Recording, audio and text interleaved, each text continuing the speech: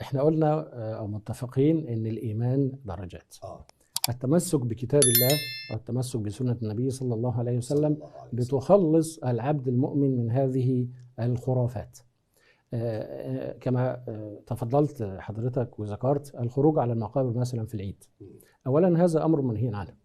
ربنا سبحانه وتعالى جعل هذين اليومين فرحة وسعادة ويومين أكل وشرب، ونهى النبي صلى الله عليه وسلم عن الخروج والتمثل بالحزن في أيام الفرح. فلا يجوز للعبد المؤمن أو العبد المسلم أن يغذي نفسه في أيام الفرح والسرور والسعادة والهناء بالحزن.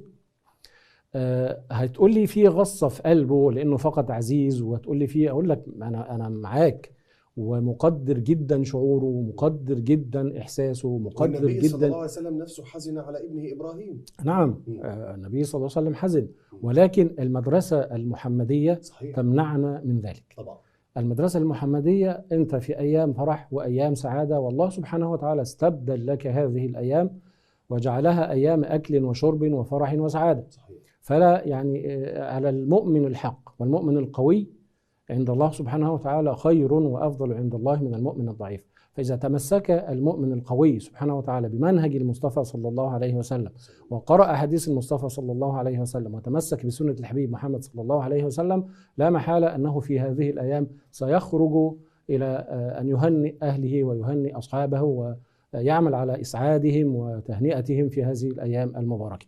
ولكن انك تتمسك بقى وتفضل عايش في مسألة انك حزين لا، الله سبحانه وتعالى وهب لك امور كتير جدا، وهب لك سعادة، وهب لك فرح، وهب لك سرور، وحافك بهالة إيمانية عظيمة جدا.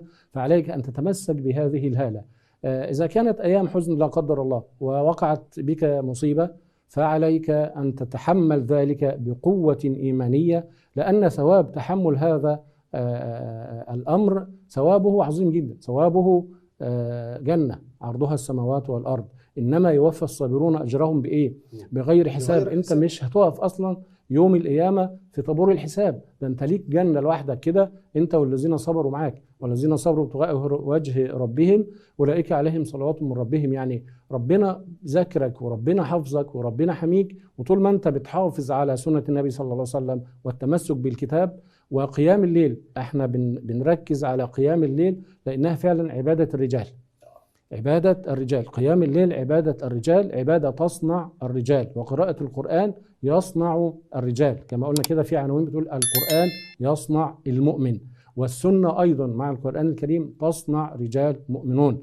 من المؤمنين رجال صدقوا ما عاهدوا الله عليه.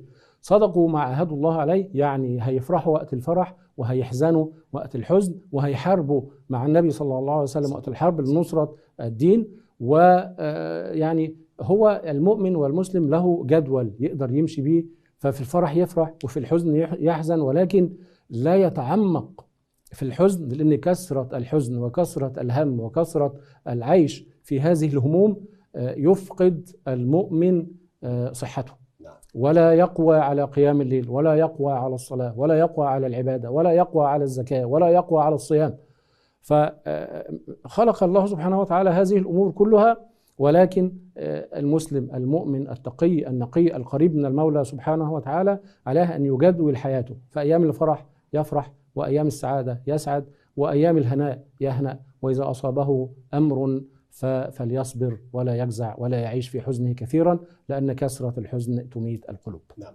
بعض الناس يعني يتساءلون فيما يتعلق الفرق بين الابتلاء والعقاب. يعني يقول لك كيف لي أن أفرق ما بين هذا الابتلاء أنه لرفع الدرجات، وما بين العقاب لأنه غضب من الحق تبارك وتعالى؟